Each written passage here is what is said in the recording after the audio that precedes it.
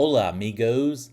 This week we're talking with J.D. Harbour, a Flowrida living author, Army veteran, and travel pro with dozens of cruises under his belt with a lot of international travel experience. His Romantic Seas Serenades book series is a must read if you're into steamy romance stories and cruising, or even if you're not and want to try something new. A link to his website is in the details of this episode. Welcome and thanks for tuning in. Welcome into welcome you. Another podcast this week. Let's talk to J.D. Harbour. Take a journey with us to island time. Get onto the ship, it's island time. Another podcast with Jason Kucera. Besides that, welcome in to another podcast. Another So one. on that note, Here we are. yes, freaking here we are. Welcome in, J.D. Harbour of the Way of Florida. Not supposed to tell people where you live. I've been I don't waiting tell people for where you to live, though. Well, I'm in Florida. Interview you?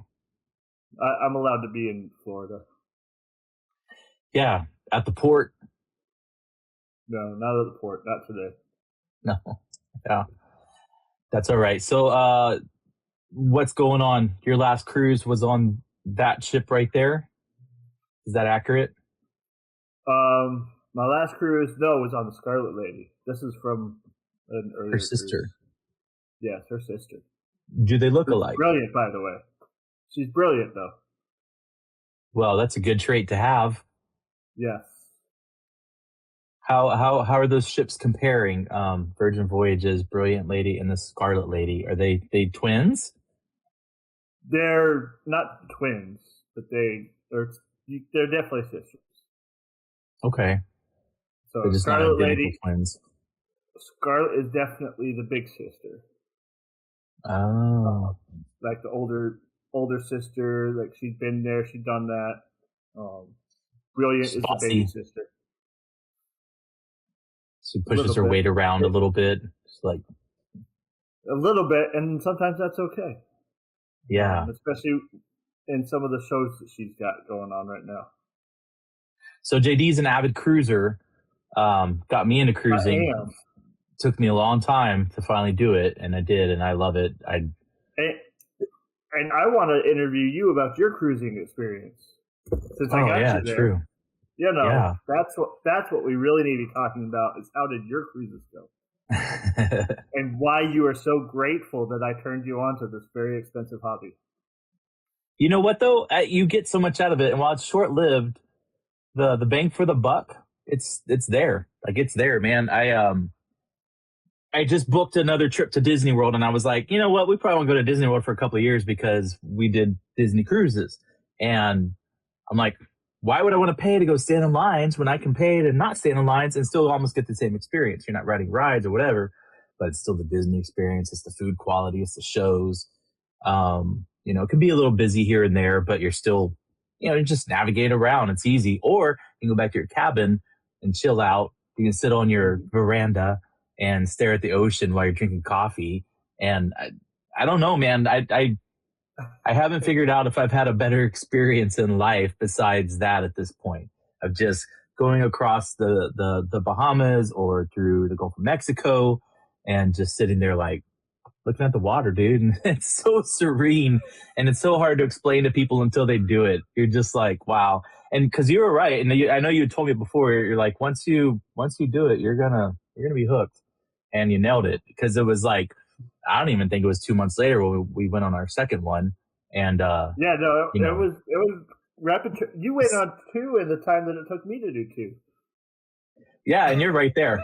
You're so much, and that's the thing too. Is like Galveston for me is about as far away as you are to like PC, and like it's, which is very nice, but that Port Canaveral port and around is, it's pretty nice, man. I mean, Galveston's come up like at the same time it's hard to compare. It really is. And I almost feel bad. I'm like, they're really trying to plus up Galveston, get, I mean, Symphony of the Seas is now here from Royal. Allure of the Seas left. So that's big, right? But I'm like, I know the traffic going in there. I know how 45 is a nightmare.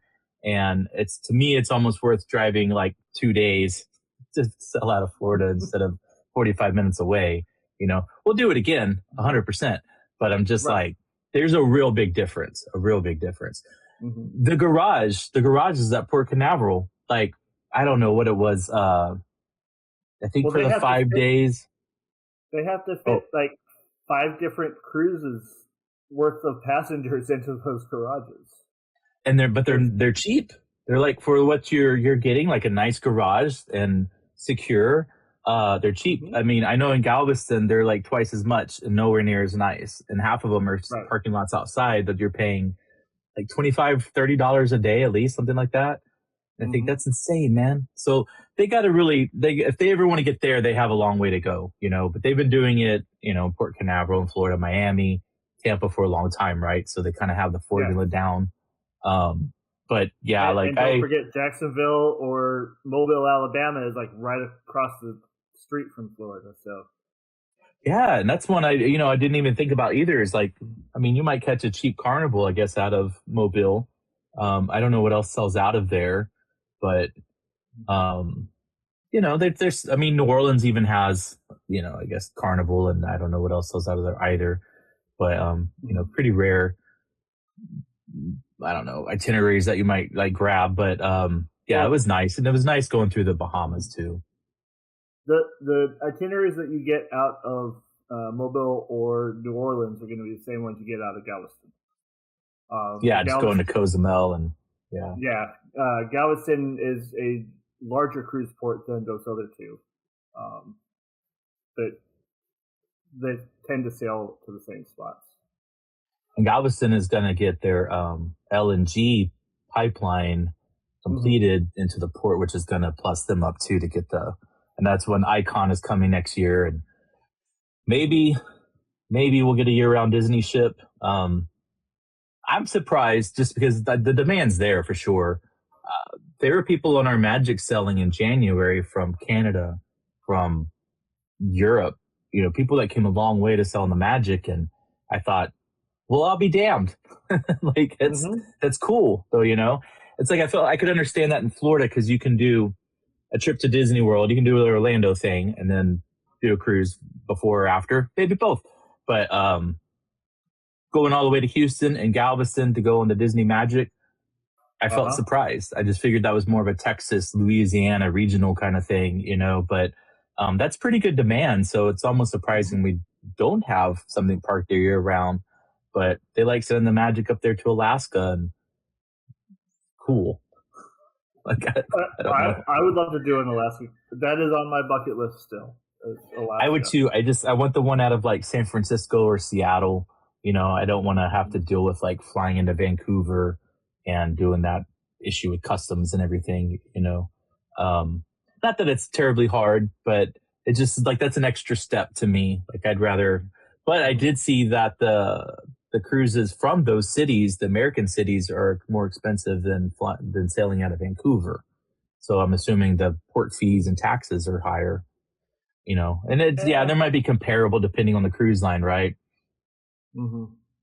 I will say, speaking of Virgin, Brilliant Lady is getting ready to embark on Virgin Voyage's first ever summer season in Alaska here in a couple weeks.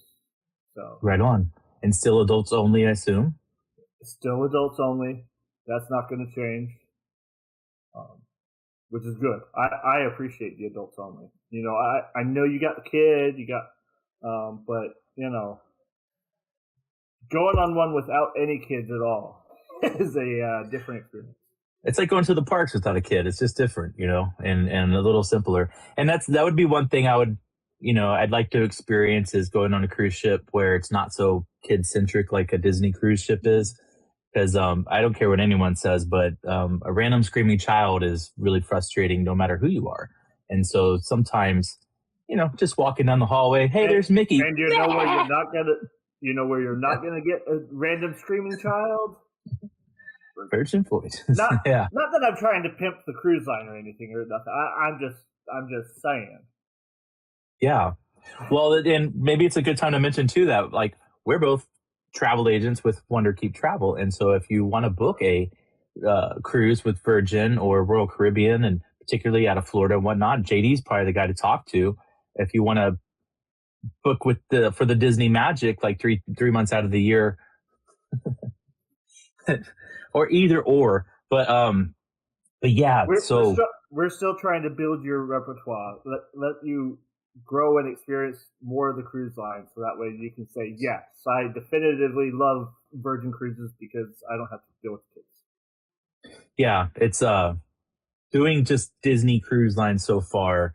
I'm a little skewed, of course, but so because it gets me wondering. I'm like, of course they're more expensive, and you're like get the Disney quality and whatnot. But if I go on Royal Caribbean and I went on like Symphony of the Seas, am I going to have that level of service? And I don't want to call it ass kissing, but it's like when you go to the restaurants on a Disney Cruise Line, right? And you do rotational dining.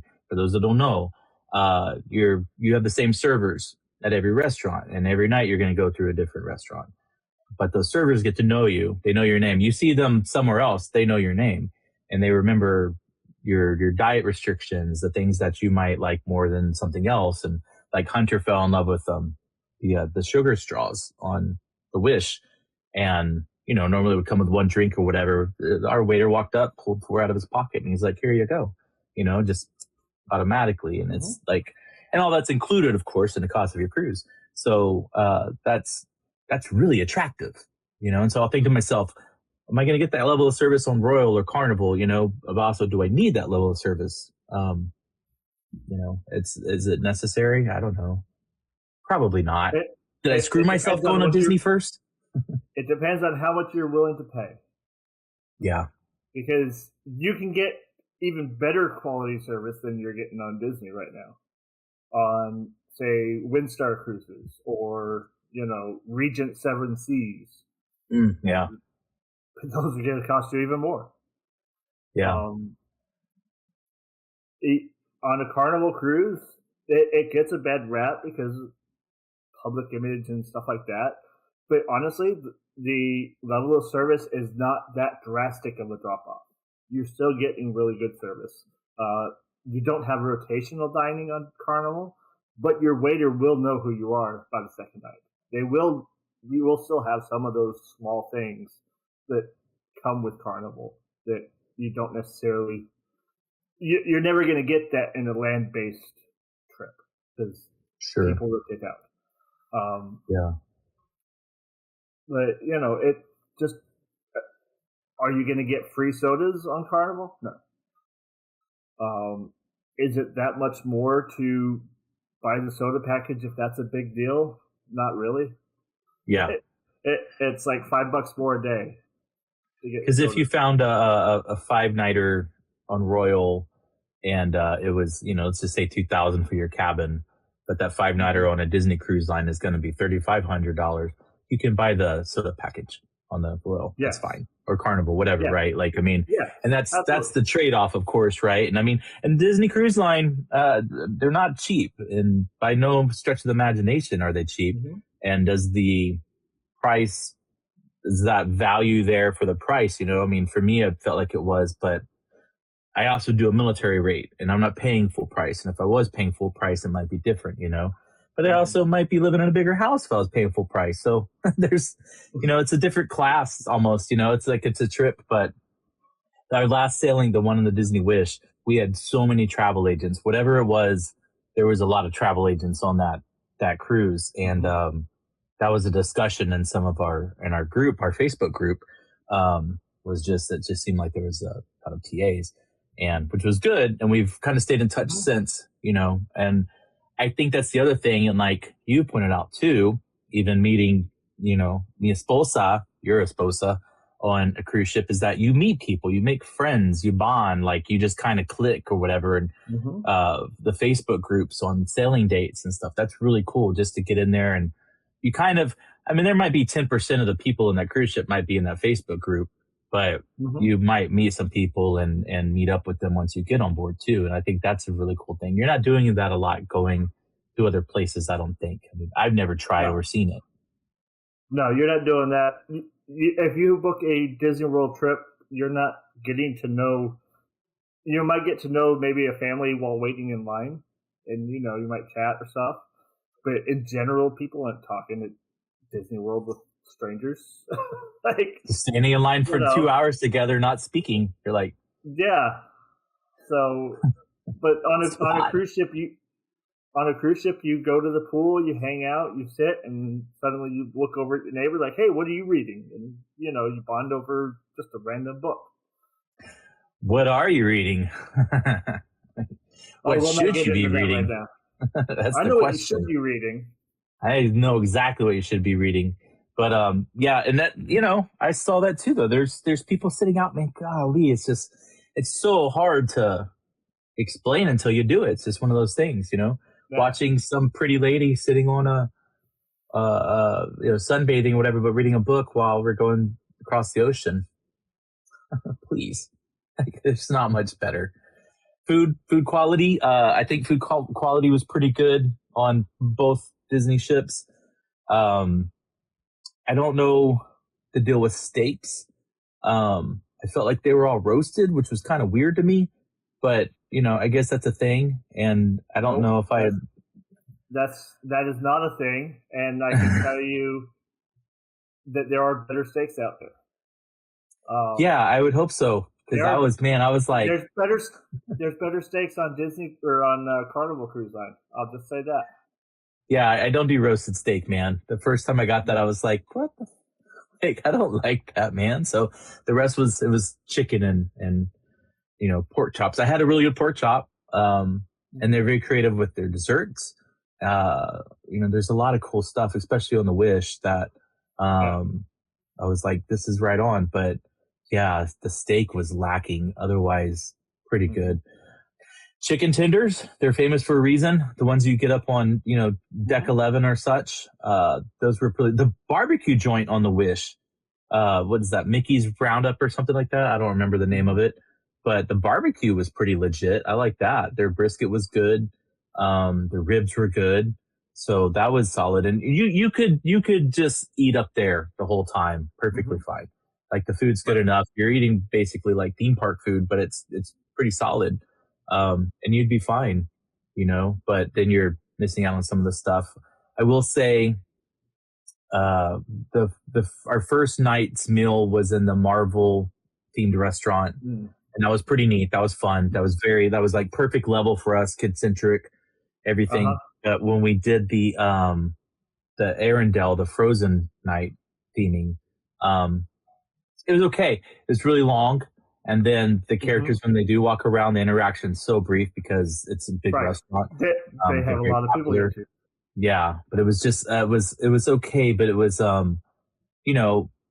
my son, he liked Frozen when he was younger. He's getting to an age where he could care less, right?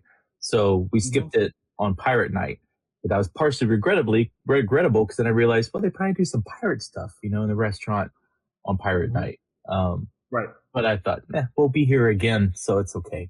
It's okay to miss. But Pirate Night was really cool. I let him go to the boutique and and he got full pirated. Pirate. Yep, and that was a lot of fun. Like everyone that works in there is into it. They make it a whole spectacle, and that's fun for your kid. It's fun for the parent. You're just like, it's like, again, a Disney thing, I feel like with that character. I mean, those cast members in there are working on kids and making them look like princesses or pirates or whatnot. That's their role. Right. But they don't just do your hair. They're going to have a whole scenario going, like almost like a performance. And that's partially what you're paying for. And that's, to me, part of the fun. It's like, it is. You're like, should I spend $100 or $150 on this or whatever? It's like, it seems like such a waste. But for your child and for the experience, it's not a waste, man. It's such a core memory. And I wish more people would get that too. I mean, I guess some of us do. but not everybody grasped it, But like, yeah, that was really cool. I went also to the Hook Barbery, and okay, yeah, you got yourself a shave. Yeah, and that was pretty pricey, but it was nice. That was one of those treat yourself. Women go and get their nails done all the time. With your shave? I didn't. I was gonna come back later because they weren't doing the drinks yet. It was like they were gonna do that later. But I would like to experience that too. The smoked bourbon and all that stuff. Mm-hmm. I mean, yeah. But like getting just that treatment, and also again on a cruise line, a cruise ship, having this whole steamed towel thing and shave and scrubbing in stuff on your beard or whatever. I mean, it felt good. I walked out of there like, I bet I look freaking good, man. I'm probably I'm gonna leave here wifed up if I'm not careful. So it didn't happen though. I don't doubt that did not happen. We would have heard by now. Maybe, maybe all not. love and everything, but I Yeah, then I would have a story to tell, but yeah, so that didn't happen. But it was nice. It was really nice. And then every time you walk by it, you wave, and they're like, "Hey," you're part of a little clique now, part of the Hooked Barbery club, whatever. But yeah, it's just nice. And actually, as a matter of fact, I was sitting there when I was getting my stuff done. The guy next to me, he was about done, and his wife and 2 kids came, and they were standing at the door, just like staring. And he was like, I guess it's back to reality. And I chuckled. I was like, well, it's not my reality. It's like but you're in there for like your good hour, and it's an escape from everything. And kind of like case in point, going on a cruise without kids, it's probably nice. And if going on a cruise period is an escape from reality for a few days. Yeah. Then you wake up and that's just back and forth. It's the only place where I can completely tune out the real world for a few days. Yeah. I can, and it's my zen, it's my peace. I'm like, the phone gets turned off, and I just disappear into spending time with my family, spending time on myself, spending time with my wife, and just escaping and relaxing and reconnecting. And that's something that you don't get anywhere else. Yeah, it's wickedly regrettable when you buy the Wi-Fi package and then you realize, like, you open social media, you're like, what did I just do? Throw that down. Don't do it, Like, I can get it if you need it, or if you're like a creator and you want to post things or whatever while you're out there. But if you don't need it, man, just don't get it. It's like, just leave it alone. Because some things work anyway. Like iMessage works, just a text, or WhatsApp works. And there's maybe a couple of others, I'm sure, that will work on the basic, like Disney's basic Wi-Fi. You'll have some of that, which I thought was pretty cool. But otherwise, yeah, just like take the disconnect. You don't get it very often, so why not? Right. Port. So when we got off at Nassau, I left my my little Disney, our ship card or whatever. Okay. You left it on the ship? And my passport on the ship, right. So I immediately, we walked a ways, and I thought, but I had my wallet, which has an ID, and then my military, retiree ID. And I thought, well, maybe that's okay, but I didn't want to risk it. So we literally walked in and Nassau, turned around and walked back through, like the little security point. And I asked him, was that okay? And she was like, yeah, no, it's fine. And I was like, all right, we're going to go back to the ship anyway. So we were in Nassau for like 5 minutes, man, and walked back. It was just so crowded. There was stuff that I wanted to see and do, but at the same time, there was like 5 other ships ported already, a big Fat Royal, a couple of Carnival, and then us, on the Wish. And I just like, that's like 15,000 people probably, yeah, like that's crazy. Like 25,000 people coming in, dude. Like, I'd love to see a time lapse of watching people come off those ships and going wherever they're going. It's got to be kind of fascinating. But it's like ants. Ants go into some sugar over here and then just leaving again. It's amazing. Yeah. or even powder the sugar is the booze right there, right outside the port. Yeah. Senor Frogs. That's the sugar everybody's migrating to. Senor Frogs to get their boozed up. Because it's cheaper to Senor Frogs than it is on the ships. Oh, yeah. That's why we need to do a cruise badly without kids, and that'll happen. But so that was Nassau for us. Don't tempt me. I'm going to go on and book it right now and send you the link to pay your deposit. We're going in 2 months. Come on, let's talk dates, man. I know. I'm like, can I fly Hunter home by himself in July? Can someone watch Hunter for me in Florida? But it's like just 3 days, buddy. We'll be right back. It's very appealing, but again, so one of those things too. So like if you're with your children, and also I think depending on their age, like when we went to Cozumel when we did our magic sailing, it was okay, like where we ported or whatever, there was Margaritaville was over here, and then Senor Frogs right there on the left, I guess. Yeah. Or was it, I don't know, something like that. But both of them are playing like booty dropping music. It's been a minute since I've been to Cozumel has 2 different ports that the ships come into.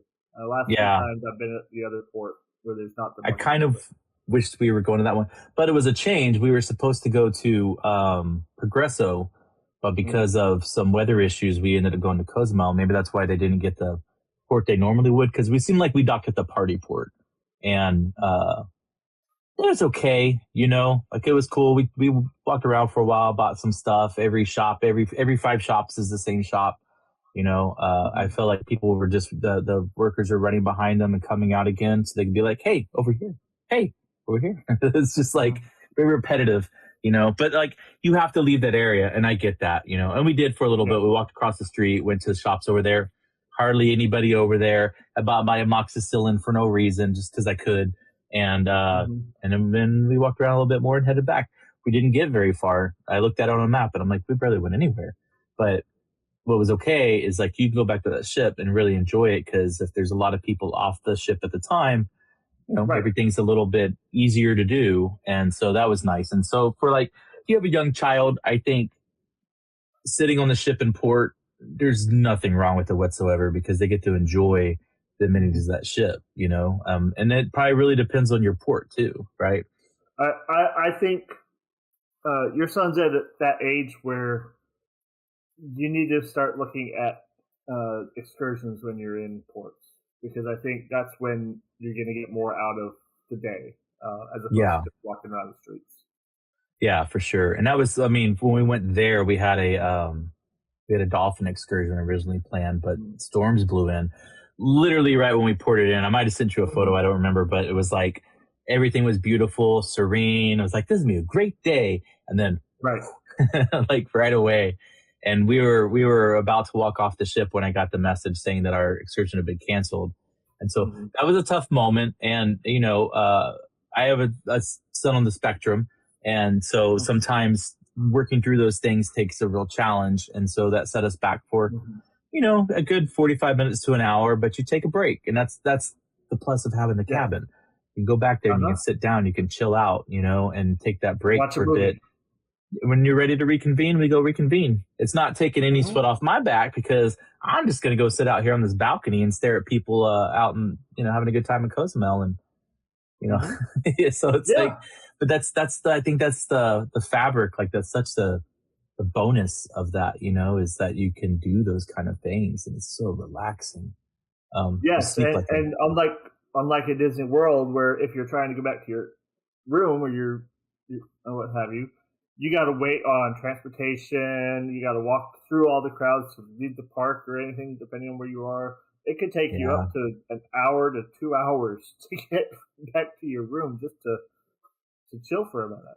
And if you're in an escalated situation with your child or your spouse or whomever, it's like, man, by the time you get to that room, someone might not even be alive at that point. It's hard to say. It's just it could really ruin your day. I don't think you're going to get to that level. So you're still at the magical place on Earth. Maybe you can make them disappear. Who's to say? Or you disappear. No comment. yeah, what happens at Disney stays at Disney. Well, but it's just the flip side. It's like going to Disney World or Universal. They're just different vacations. I think doing something like a theme park like Disney or Universal, it just takes more planning, and you need to be a little bit more intentional with your planning, and have some contingency plans for when things change, because they will. Right. That's why I'm not such a perfectionist planner. Like, if someone books with me, I'm not going to give you an itinerary that starts at 8 in the morning and goes till 9 p.m. of this is what you're going to be doing, because I think that's setting people up. You're giving them expectations that it's going to flow this way, and it's not. Like, it's just not. Unless yeah, you could get to that ride at 8:30, but you might stand in line for 15 minutes or maybe an hour. I don't know. And then there's pressure building, of like, we got to get to Seven Dwarfs Mine Train at this time. If we don't get there, then we're off on our itinerary. Who cares, man? Throw that out the window. Enjoy your time. It's the only way to do it. Yeah. And whether you want to spend a lot of money on lightning lanes, and that's the other thing too. Like, to get through some of those lines, you got to spend extra money after paying to get into the park. We sound like I'm not trying to dump on it, because I'll still do it, going anyways, but they will. You're going to pay for it if you want to have an efficient day, I suppose.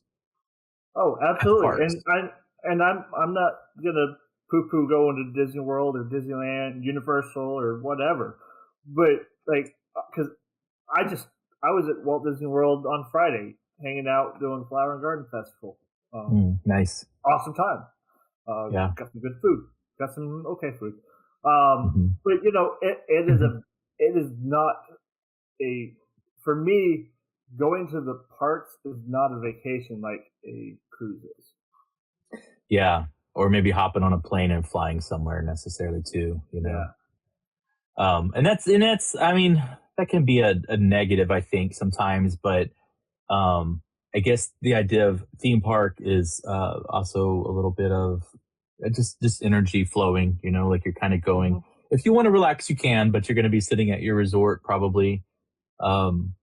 And hopefully at the right kind of resort too, where you can relax. But that's hard to do depending on your time. You come from another out of state or whatever, and you're limited on time, and it's just, day after day going to the parks and not really any resort chill out time, which then comes into play which resort you stay at. Cause it's like, if you're just going to be in the parks, you might as well stay at a value resort.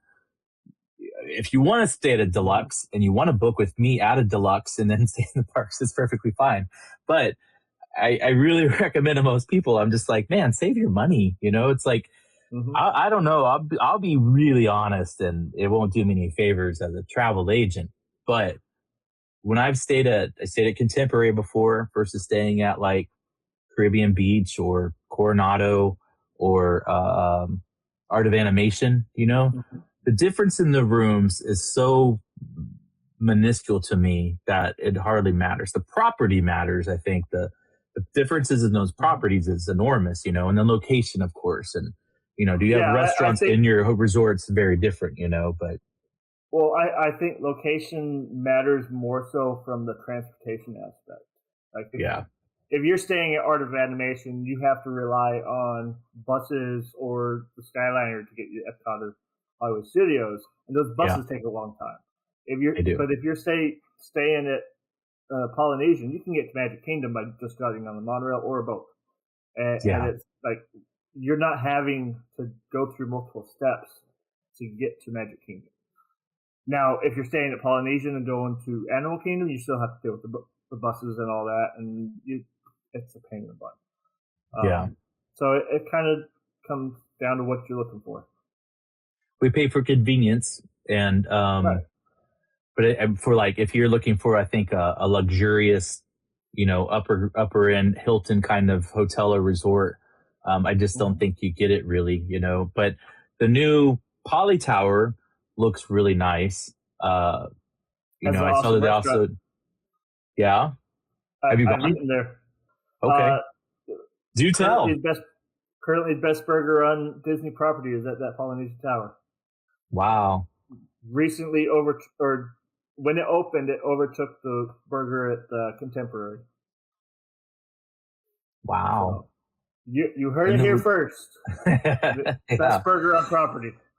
And so the burger at Contemporary, I assume, would be in Steakhouse 71. Yeah. That's Yeah. now the second place burger on property. Still fabulous burger, but Do you remember the name of the restaurant at the Poly Tower? It's like a bar and grill. I can't recall the name right offhand. It's a sweet and spicy burger, so it's got a little bit of sweet and it's got a lot of heat, like a volcano, I think they call it volcano burger or something like that. Nice. Oh, it is delicious.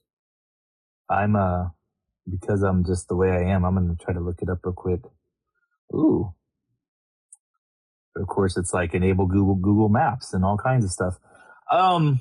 That's a difference too. I would say, like, when you're in the parks, the Disney parks, you're using this a lot to find your way around and to book things and whatnot. On the cruise, like, you're going to use it some. You don't have to, but you're going to use it some to know like when things are happening necessarily.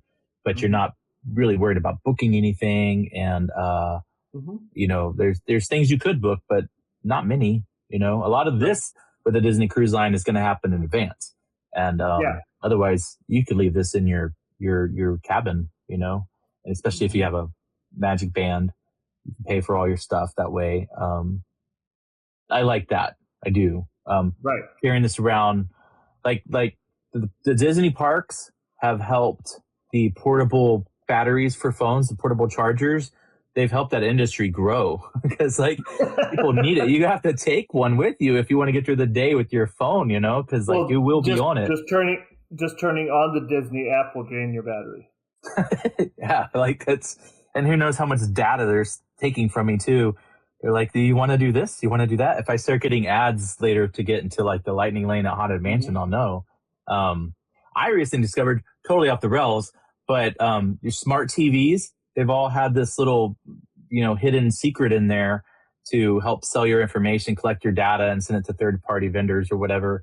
And I saw this random video that I thought was crap, and then I go and look at it, and I was like, son of a... But you can turn it off. You just have to go through some of your settings, but you can turn it off.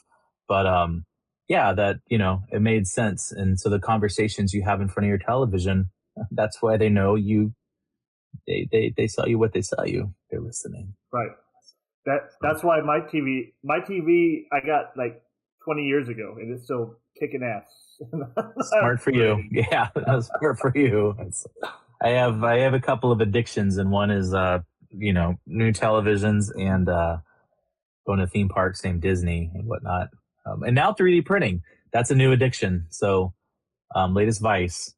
So if anyone's looking for some kind of disturbed looking... I will be looking you up for that. Well, not me. Working through my lawyer named ChatGPT, trying to figure out what kind of like IP-ish stuff I can print off without getting sued. Stay away from that shit, man. Just stay away.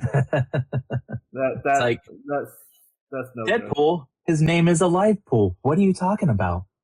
Just stay away from any of that AI crap. You don't need it. I gotcha. Like using ChatGPT as my doctor. Yeah, no, don't. Just stay away. Yeah, it's nothing but trouble. Yeah, no, I agree, and it's kind of there's some spookiness in there about how many things, like you can't go to a website now without this AI assistant bot trying to solve all your problems for you on that website, and I'm just like, person. I want to talk to a person, you know. And then when you finally can talk to that human, they solve your issue in like 5 seconds, you know. But the chat bot is it's configured so small that it can't do anything outside of these basic parameters, you know. But I also don't want a self-driving car. I trust myself a little bit more. I've seen enough videos of a certain brand of car driving through train tracks or something before a train hits to know I'm okay. There's humans that are really bad drivers. I'm not a bad driver, you know, but until everybody is on full self-driving capabilities or something on the freeway, I just assume handle my own business, you know. Because one day it also might just change on us and tell us, like, you're like, hey, punch it in and I'm going to Magic Kingdom today. And it's like, no, you're not. No, you're not. Like, wait a minute. Well, don't do this to me, chat. Yeah. Yeah, that can be frightening. So Anyway, just stay away from all of that. yeah. Especially don't use it to assist you with homework if you're in a school. Don't do that, kids. Don't touch it. just don't touch it. Yeah. Well, it's a threat to both of us have our own kind of talents that we enjoy doing. And like one of mine that I mess with sometimes, but it's voice work. And, you know, I'll get offers sent to me in email to help try to train AI voice stuff, you know, and they'll offer you good money, you know, like $5,000 or something like that to do, record 30 minutes a day, every other day for like a month. Right. And just do this conversational stuff. And I'll read through it and I'll just think like, you son of a bitch. Like, I don't want to, why would you train your replacement? You know? It's not just training your replacement. It's just if you're doing stuff like that, you're training the replacement for anybody in your field. Right. Yeah. And you're allowing these giant corporations to increase their bottom line while not paying anybody. Like, yeah, come on. Man. Yeah, they already don't pay well enough for most things, and they'll just support the artists. Support the artists who do the work. Big one, and you know, maybe someday there will be some legislation to support that, but probably not anytime soon. So, you know, so in the meantime, to avoid all of that, just go on a cruise, and you'll be perfectly fine. Put all your woes away. You know, go on a cruise, particularly if you're going to book with JD or myself. That's the way to go. And then you won't have to worry about AI ruining your life because you'll be on a cruise. And maybe if you're lucky enough, things will go awry while you're out on the cruise and you'll just be stuck living on the cruise ship for the rest of your life. You'll become pirates where maybe you have to get in some ports every now and then to get some more sustenance and whatnot. But, you know, for the most part, everything will be fine. What else do you need besides living in a cabin? Having restaurants. I don't have my pirate hat up here with me. I don't. My pirate stuff somewhere. I was gonna randomly put my pirate hat on just because it's not up here with me. I love the fact that, like on the Disney Cruise Line when they have Pirate Night, I think to myself, you know, there's almost not a better corporation to celebrate pirates than Disney. It's just fun. Now, I voluntarily give you my money, Disney, you know, but it's just kind of like a fun thing that I'm like, yeah, they're celebrating pirates, you know, it's, they take that gold right from you. Makes sense. Yes. But it's fun. Mickey is the lead pirate on that excursion. Yeah, I'm dipping in your pockets. So they, on our Magic Cruise, we did Marvel. So we had our Marvel night, which was really cool, you know. Yeah, and that was a really cool show. You know, all your modern Marvel characters participate. Even Red Skull made an appearance, and that was a surprise to me. I'd seen videos of a little bit of Marvel Day at Sea plus their production, but didn't realize like Red Skull pops up. So that was cool, you know. The last time we went on a Disney cruise was the Marvel Day at Sea as well. Yeah, and that cruise was like 2 months before the world shut down for COVID. So yikes. It's been a minute. Yeah. Well, it's fun. We have to do it again, but it's fun. And I liked that day, those cast members, they're actors, they're stunt actors, they're walking around. It's the same folks, you know, walking around, talking to your child or whatnot. Like we got to hang out with Black Widow for a while. And yeah, I almost fell in love. It's fine. But she was super cool. And like her time just talking with Hunter, like for at least 10 minutes, you know, just walking and talking with them and stuff. There's a gaggle of kids walking behind us all jealous, you know, and I was like, yeah. But that's also another thing that I think with Disney, I don't know if you get anywhere else, is just like, I feel like a lot of cast members, I'm going to assume, are trained or at least emotionally empathetic enough to recognize sometimes, you know, an autistic child or any special needs child that they'll give a little bit more attention to, you know, and that goes a long way. Like that's huge for a parent with special needs children. Like that's huge. And so, yeah, I don't know if you get that anywhere else. I will say, several other cruise lines have really adopted some autism awareness training into their curriculum for training up their like kids club staff members and stuff, Mm-hmm. and it's not necessarily like trained on every crew member of the ship, but the ones who interact with the kids on a frequent basis on most cruise lines now have that specialized training to be able to handle a spectrum of abilities. Yeah. Do they ever dress up like characters that the children love? So different cruise lines have IP for different. No, I'm saying it's like Carnival has the Dr. Seuss characters. They have the Cat in the Hat. Oh. They have Thing 1, Thing 2. They've got the Grinch that comes out during the holidays. MSC has Lego. They are licensed. I didn't know that. Yeah, that's cool. And so, like the characters from the Lego movie, they got Lego Batman that comes out. I'm trying to. I know Royal Caribbean's got somebody. I can't recall right offhand who it is. But they all have some level of interaction for those kids. So you're still going to get some character moments. Are they Mickey Mouse and Iron Man? No. But, you still got some. Yeah.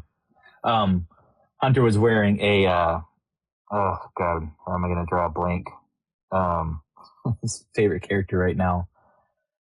Jesus. I'll probably edit this out, I swear. Spider-Man, not Xenomorph, but Venom. Thank you. Yeah, so it would click somewhere. But he was wearing this cool Venom mask, and so we walked in to meet Spider-Man.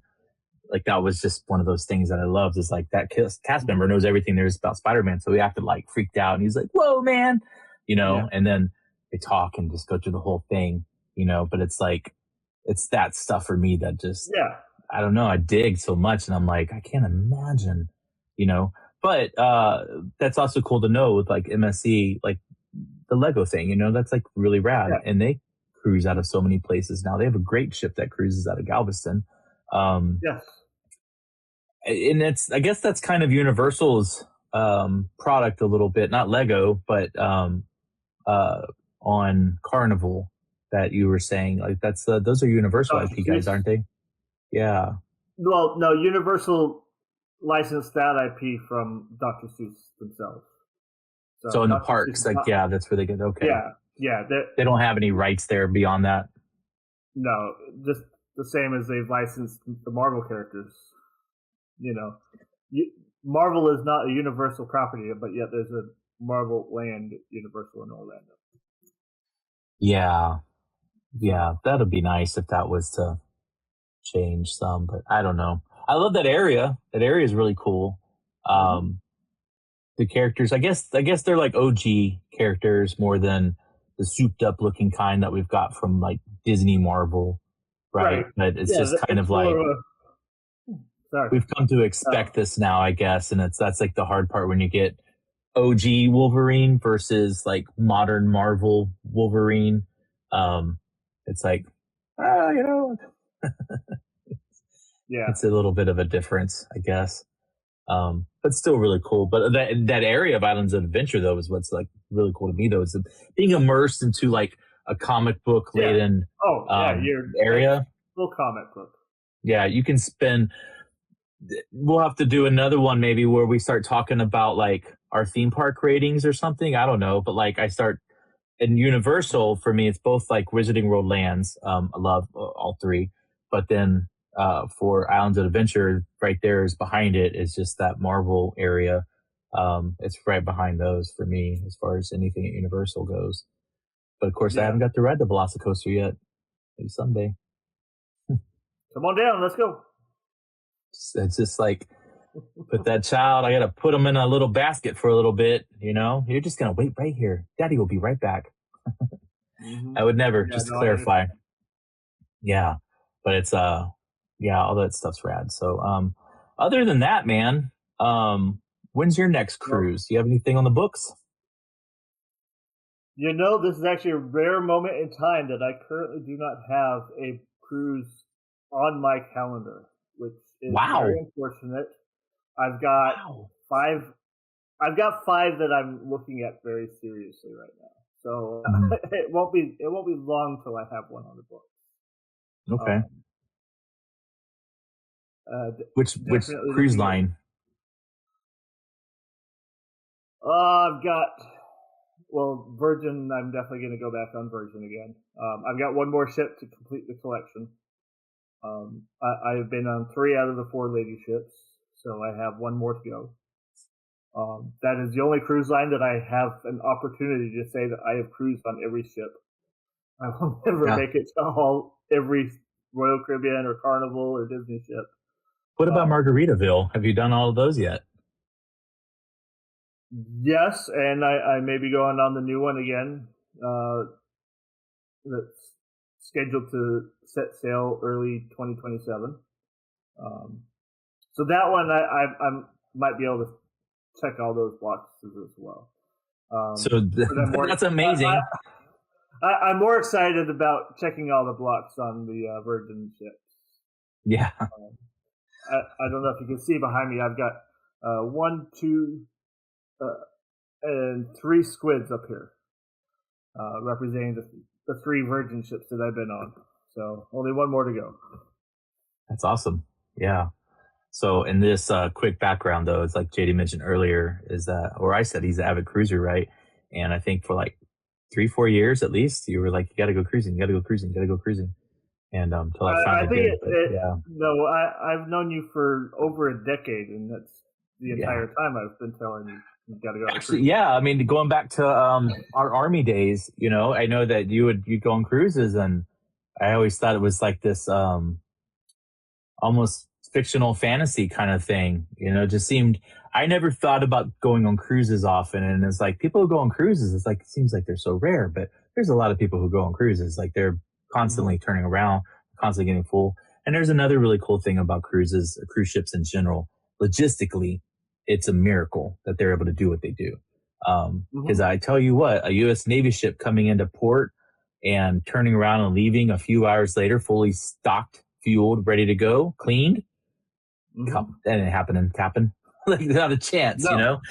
Cruise lines, profit drives it, you know, but they get it done. And it's such a cool, like, that's another thing. If you can sit on your veranda and watch the cruise operations happening, the dock operation happening, that's fun to watch. You know, like when we pulled into Castaway Cay, we were on the side where they started unloading everything, all the food and other supplies for that island.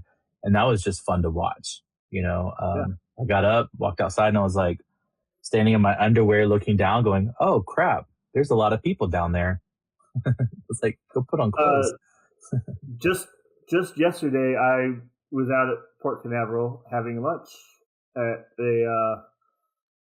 there's a little tiki bar that I'll have lunch at on occasion. And yesterday, I was sitting out on their back patio with a view right down the way of all the port operations for the Celebrity Excel getting ready to go out on the voyage.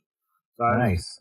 I was just eating my burger, watching everything go down, and then by the time I was done with my food, that ship was leaving, and like 5 other ships that were all docked in Port Canaveral were sailing out to start their vacation, and I was left ashore.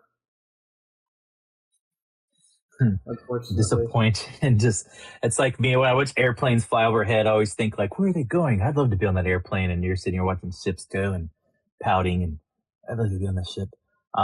Yes. Yeah, no, it's great. What a fantastic option for a vacation. And it's just keep growing, which is almost amazing that it just continues to grow. I mean, Royal's going to have another giant ass ship coming out next year, I guess, which is replacing Icon, I assume, in Florida, that new ship. Well, yeah, Icon's moving over to Galveston, and then the new Hero of the Seas. I think so, something like that. Yeah, Hero of the Seas, Pocket Your Money of the Seas, whatever. But Legend of the Seas is coming later this year.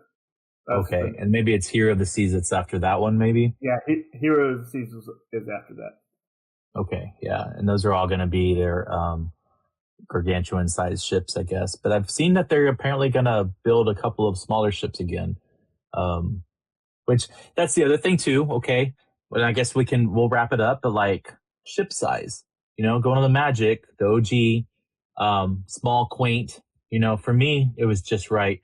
I did feel like because we went through the Gulf of Mexico and there was like a cold front that blew through the entire Gulf. We had some pretty choppy seas, particularly coming back. It didn't bother me, and it wasn't like a TikTok where people were flopping around and things were falling. Like that never happened, but you'd feel it rocking some in the cabin really at night, a little squeaky, and that's probably a little bit of her age or whatever. But on the Wish, much larger ship, busier, more crowded, but there's also enough room for people to spread out, I felt like too. But I kind of preferred the Magic, at the end of the day. Like I thought it was just more naval, like, you really feel like you're on a cruise ship. And it makes me wonder about like if I went on to one of the really large like royal ships, it's like I feel like I'm at a resort that's on the sea. You potentially would not even see the ocean the whole time if you're just always inside of that ship, and not even know you're on a ship for the most part. And but your list of entertainment will never end, like you could just do stuff nonstop. And I think that's what a lot of people are going for. But I think for me, I kind of preferred that smaller ship over the Wish class. So we'll see. I'd like to sell in the Fantasy, the Wonder, at some point, probably the Fantasy, the Dream. I guess those were the second generation, right? And then before the Wish class. So, but I've heard a lot of people love those, and I guess they're a little bit more mid-size than they're in between the Wish class and I don't know what the Magic class was called, the Titan class or Triton class. I don't know. I think the Wish class is technically the Triton class, right? No, I think it's just the Wish class. I think that okay. A lot of cruise lines, like the Icon class, starts with the Icon.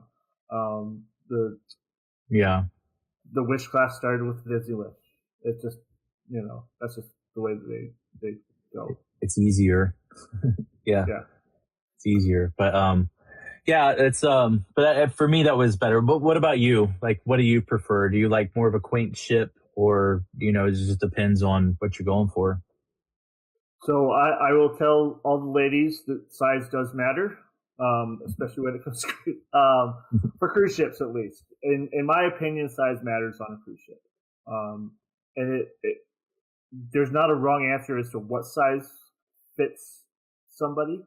Because somebody who's looking for all of the entertainment, all of the different activities, is looking for a roller coaster at sea or, water park at sea or, anything like that. There are ships out there for you. Like the Icon class has immense amount of options and activities for somebody to do. They're great. If you're looking for something smaller, something more intimate, then a smaller ship is going to give you what you're looking for.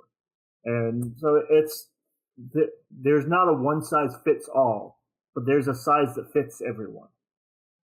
That makes sense. Yeah. Makes sense. Yeah, absolutely. For me, on Carnival, there's the Vista class of ships is my ideal size of ship for Carnival. Their new Mardi Gras and Celebration, those ships are too big for me for Carnival. I like the little bit smaller, not their older, really smaller ships, but the Vista class. Royal Caribbean, I'm not a fan of the Oasis or the Icon class, those big giant ships. Those are not for me. Those are just too much. They feel more like a strip mall on sea as opposed to a cruise ship. But they have some smaller ships that fit me as my preference. The Virgin ships are all fantastic. Again, they're basically all for the same ship. Well proportioned. Yeah. Yes, those are all good ships. MSC, their newest ship is in the same vein as the Icon class for Royal Caribbean. It's giant, but like they're seashore, they're seaside. Those are good sized ships, and those fit me pretty well. Yeah. So but it depends on what you, the traveler, are looking for out of your trip. Yeah, no, for sure. And I would think for a family with younger children, I would imagine getting on the Oasis or Icon class ships, they would be fine with those, because I know the family area on those ships is huge, and they have a water park, and you can stay in that neighborhood exclusively, and so I think that's pretty ideal for folks. I think if you're like a couple who's wanting a romantic getaway, going on one of the giant ships probably isn't the best, but it's hard to say. Like, again, it depends on what people are looking for, Right. But I would think if you want like quiet, romantic, you want a smaller, quaint ship, And I will say, this about the Royal Caribbean ships, that they get really good, is that there's something on their ship for everybody. If you're bringing, say, a multi-generational family, you've got grandma and grandpa, you got parents, you got teenagers and younger kids. There is something on those ships for every demographic that you're traveling with. If you got grandpa that wants to go down the water slides, there's that. If grandma wants to just lounge by the pool and read a book, there's that. If dad and the teenagers want to go try surfing on the wave simulator, they got that, or rock climbing, or whatever. There's a little of everything for everybody. A slide from one of the top decks down toward the bottom, it's crazy. Absolutely. But it's and I mean, I do hear their kids clubs are amazing. People rave about them. So I don't think you can go wrong. They're probably leading the way, outside of Disney, because I love the kids club for Disney. I mean, it was amazing, and the staff was great and everything. But again, going back to the Wish size, it was a lot busier. Sometimes you're waiting 15 minutes to grab your kid. Versus the Magic was like pretty much walk up and you can grab them. But Hunter liked the kids clubs on the Wish more so than he did the Magic, and there was a difference. I think a little bigger for one, but on the Wish they had the Star Wars space area, on the Wish, and they didn't have the Magic. They did have Heroes Academy on both, but the one on Wish was bigger. But but again, being preferential to like a lot of Disney stuff as it is, I just see that and go like, wow, I got to get a taste of Royal, and I need a taste of Virgin, sure, and then can make a little bit more of a educated, formed opinion. Educate yourself. Well, after we end this podcast, let's you and I talk about where we're cruising to. Yeah, we have to get it on the books. We really have to, because there's some things we can definitely take advantage of, while the time is right. And if you would like to take advantage of boop or boop, one of the two, maybe a split thing. I don't know how that works, but it's a good way to go. It really is. Yes, 100%. And in my opinion, there is no such thing as a bad cruise. Even on cruises that were not the best, I still had a great time, and I still found things that I would rave about them. Yeah, for sure. And I mean, and you're the kind of guy too that I think you can turn a little bit of a rougher time for other people into a pretty good time, and that's sometimes it's personality driven. Sometimes people can take a good time and turn it into a really bad time, but knowing JD the way I do, you can usually find some gold in a pile of shit. So, any day on a cruise ship is better than a great day at the office. Yeah, 100%. And if you can make that your office, is even better. Apparently, I don't know if this was true or not. And I don't know if you sent me or who did, but there was a story that a guy was working remote for some company, and he had been living essentially on a cruise ship for like several months doing his remote work. And they finally found out and they fired him for whatever reason, because he was supposed to be like home based or something like that, but he had gone like a good 4 to 6 months, I guess, working remotely out of a cruise. And I'm like, worth it. Even if he lost his job, worth it. But again, I don't even know if that story was true, but someone sent it to me and I thought like, I could see it. I could definitely see it, but you'd pay a lot for Wi-Fi. That's for sure. Well, so Virgin actually had, I don't know if they have it for this summer. I haven't seen it. But last summer, they had a special package to work it was like a summer-long season pass for their ship. Wow. Yeah. And it included the upgraded Wi-Fi, included a lot, and you could jump from ship to ship as you wish. Like if you That's could cool. spend a week on Scarlet Lady and then jump over to Resilient Lady, and your season pass included all of it for the whole summer. And it was pretty awesome. marketed to those nomad workers. It would be cool to see more of the cruise lines adopt that. Just it's not a huge customer base, but just to have that option for some people, because that's the other thing. If they're nomads and they're particularly like, traveling nomads, they're probably putting out content about where they're at and what they're doing. And so that only benefits the cruise line through advertising for them for free. That's why I know like Disney will never get rid of vloggers and streamers from the parks. There's free advertising for them as long as it's a positive. If it really got out of control, it'd be one thing. But out of all the trips I've ever been, I've never seen a single person walking around with their phone on a gimbal. But I see people complain about it. But I just think like it's got to be a one-off, man. I don't know. And if I do see somebody, I don't know what they're doing. They could be FaceTiming with their grandma, and who cares? It's like if they're not doing anything to hurt you or something, it's like it's free. Because I watch some of that stuff, and that's where I get my information from sometimes, and it can be really beneficial. Just like if someone watched this podcast, maybe they learned some stuff about cruising, and they're like, "Man, I'm going to contact that JD dude and go on a Virgin voyage," and they got that information from our discussion. So I don't know. I can't imagine that stuff ever being frowned upon. Not that that's neither here nor there, but it's there. So anyway, dude, thanks for hanging out, and we'll definitely do another one soon. And maybe we'll talk about some theme park rating stuff or whatever, see where it goes. Thanks for listening to this episode. It's sponsored by the following illustrious sponsor, Wondering with Jason Casera. If you're thinking about taking that trip, contact me to help you plan it out and book it. There are so many great deals on travel right now, and I can get you to anywhere you'd like to go. Disney World, Disneyland, Universal Orlando, Mexico, go on a cruise, go to South America, maybe take a trip to Antarctica. Who's to say? Email me at jasonkay@wonderkeep.com or hit me up on the socials. If you're interested in being a guest on the show, email me at anotherpodcast@gmail.com or get hold of me any way you know how. I'd like to share your story.